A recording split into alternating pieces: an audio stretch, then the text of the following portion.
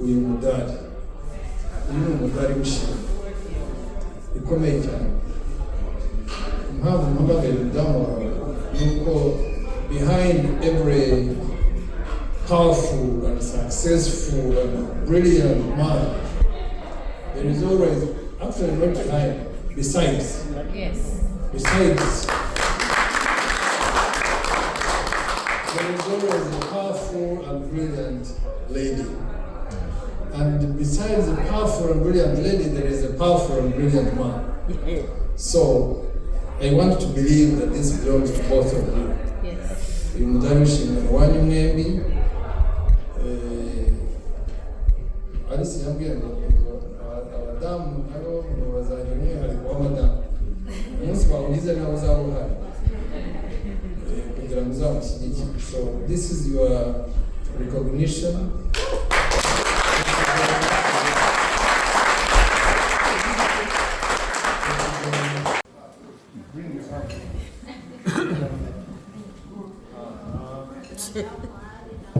Nice.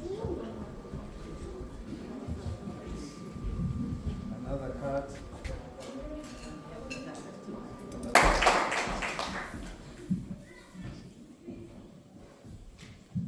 Thank you very much, our community chairperson. Good evening to you all. I want to tell you how happy we are to be here. Those who have come from other communities, I hope I speak for you. Like I've seen people from Coventry, from Birmingham, from Manchester, from where else? Scotland, and then where else? Teesside. Whoever is not from Newcastle, thank you so much for showing up for these people. Thank you for coming to Newcastle. And Newcastle people, thank you for inviting us. Even if you had not invited us, we would still be at home, still be enjoying our Heroes Day in our houses. But for inviting us, thank you. Thank you for doing that. The previous speakers have spoken about our story and why we celebrate Heroes Day, and have explained it more than I can ever do. But I want to start from the other end and also speak to a specific group of people first. Are there some people here who are friends of Rwanda and they are not Rwandan? Where are they? Can I see their hand? Yeah. Are there people who have never been to Rwanda? Can I see our hands, please? We are going soon. They are going soon. Thank you. Now, the reason I'm asking you is because I want to tell you about Rwanda, so that when you go, you will try to verify what I'm saying. Or when you don't go, at least you will have my story to talk about Rwanda. When people come to these countries, Europe, UK, Canada, United States, and places like that in the first world, they are looking for certain things. These mothers you see here, these fathers you see here, they have dreams for their children. They have certain things they want. Why? Because there is an amazing education system, because there is an amazing health system, because there's an amazing social safety net, because there's an amazing public transport system, because there is electricity all the time, there is clean water all the time, and it's safe, and so on. One of the things that generally we probably don't pay much attention to is that these countries have not always been like that. They built that system. If they did not build it, it would not be there. If they preferred to be in a bush, they would be in a bush. But in their story, there are people who chose many times, many years over, who chose country over self and built the country and built these countries. Many times over, many years over, chose country over self and established these countries and established these systems and established the things the other parts of the world cross the Mediterranean Sea, cross the English Channel, and so on, wanting to come and be here and be in these kinds of countries. Because they are heroes many years ago, many times over, made choices of country over self. And you guys, we are people who go to school here, I'm sure they teach you about, when you are being taught about the story of the evolution of this country, in that story, there are people.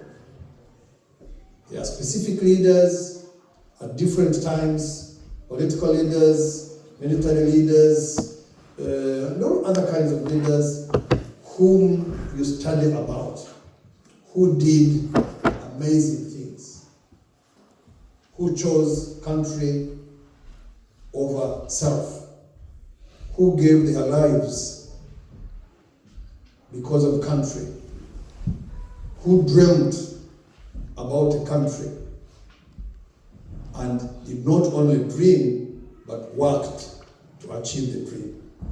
I have not studied in any school here, I've not started in schools here, I don't know the curriculum, but I believe when you are in school in these countries, I'm sure when they are telling you about the evolution of this country, I'm sure there is a time they tell you about the people behind what happened over so many years, over a wide range of actions. Do you learn something like that? You learn some of the history of the building of a nation called Britain, the United Kingdom, and so on?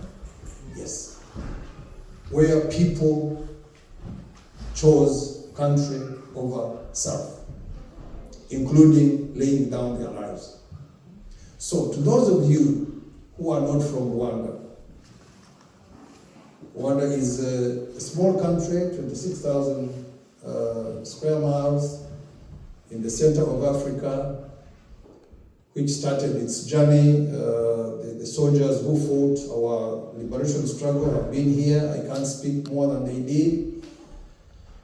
I can only say we started our journey, we restarted our journey 31 years ago. But, mark my words, we want to be a country where British people, we want to go to live. American people, we want to go to live. Canadian people, we want to go to live. The Europeans, we want to go to live, because we will have as amazing a health system, an education system, a public transport system, a technology system, a communication system. All these systems you have here, you take for granted. We want to have these things in our country. And when you see us here, in times like this, we come here to remind ourselves that this journey is already begun. That people chose country over self. That from our liberation struggle, which was a direct confrontation between good and evil, between development and regression, and we overcame it. We overcame it at a huge price. People laid down their lives, from leaders to ordinary people. But why did they lay down their lives? They laid down their lives so that we might see that what they are doing is intentional. They laid down their lives so that we must step in their shoes, get in their steps, and build a country, a united country, a resilient country, an economically developed country, a country where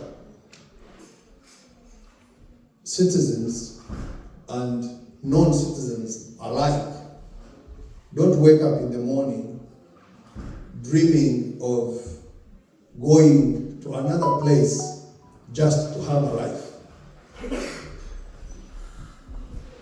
That is the country we're building. So those of you who want to come to Rwanda, you will be in one way or the other contributing to that journey. Those of you who won't be going to Rwanda, just pray for us. Because every generation has a task, and every generation will do their task until we get to the country that we dream that we are building. So I want to thank all of you people and say that celebrating Heroes Day has two levels. One, to celebrate our heroes, because we love them, because they loved us more, because they gave their lives, and they made that choice deliberately. They could have chosen to do something else, to disappear, to run away, not to fight, not to lay down their lives. They could have made that choice. They would probably be still alive, or if they're not alive, they would have gone by other causes. But they made that choice. So we love them because they put their lives on the line so that our country can be a dignified country, can be a resilient country, can be a courageous country, can be a country of people with integrity, and can move forward. But the second thing we celebrate is heroism. And the leader of the community and the other leaders who spoke before me spoke about it. Heroism, the daily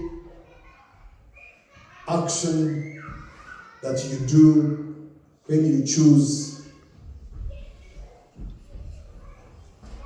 everything that you choose, when you among the things that you do, whenever you choose something beyond you, something beyond self, you choose others beyond yourself. When you could choose yourself and choose it for your benefit and choose yourself for your to make some to survive or to make profit or to make benefit, but you choose other people. You sacrifice yourself. That is, every act that you do is your act of heroism. The one that doesn't wait for applause, the one that doesn't wait for reward, the action that simply becomes you, becomes who you are, and you take it, knowing that there is another action you would take that is convenient for you, that is the easy way out, that is probably even benefiting you as a person. But you choose not to take that action, and you take the hard action, the inconvenient action, the one that is not beneficial to you, but it is for the benefit of all of us. It is for the benefit of many people. It is for the benefit of someone else who needs it more than you do. So those two things, our heroes, we celebrate them today. Heroism, we celebrate it today. And every action you do that there is no applause for, that people have not seen you, that you've just done it and kept going, you get in that category called the unsung heroes. All over the place. Many doing good things, doing courageous actions, doing inconvenient actions, doing sacrificial actions every day for the benefit of other people, not for themselves. So I want to tell you that we are so proud to see young people. I can see lots of young people in the room. The things you do, the things you think about, the togetherness you build gives us a lot of hope that tomorrow, our tomorrow is better. You will step in the shoes of all these elders of yours, and you do what they are doing 2 times, 3 times over. And that is how these countries we are in, that is how they became what they are. And let me wind up with that point. These countries we are in were not always like this. They built what they have. We, Rwandans, will build and we'll get there. We'll even get better. It's only a question of time. But the journey was started 31 years ago. So I want to thank you all, the leaders who are here, the community who are here for this very evening. And I want to tell you that we are just looking forward for the enjoyment of each other's company. And we are so happy to be here with you. Thank you very much. Wonderful MC. Thank you for doing a good job for us. Thank you.